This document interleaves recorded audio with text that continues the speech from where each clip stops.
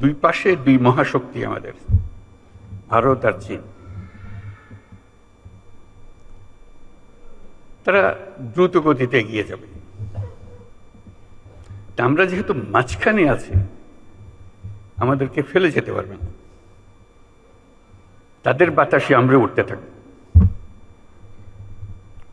সেই থেকেই আমার বদ্ধমূল ধারণা বাংলাদেশের ভবিষ্যৎ অতি চমৎকার, তার অবস্থানের কারণে।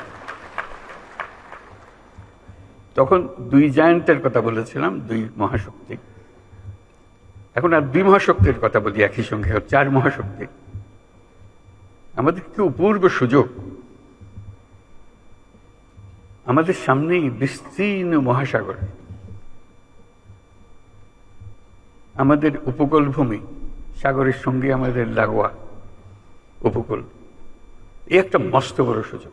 পৃথিবীর দরজা আমাদের সামনে খোলা। আমরা দিন ব্যবহার করতে জানিনি। এখন যে মুহূর্তে এটার ব্যবহার শুরু করব, আমাদের অর্থনীতিকে লোহার দড়ি দিয়ে বেঁধে রাখলে ওর বেঁধে রাখতে পারবে না।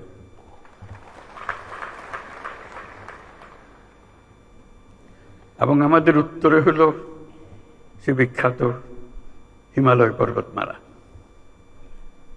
যেখানে জমে আছে আমাদের যাবতীয় শক্তি, হাইড্রো পাওয়ার। কত শক্তি দরকার বাংলাদেশের, এখানে সব জমা আছে, হারিয়ে যাচ্ছে না, শুধু নেবার অপেক্ষায়।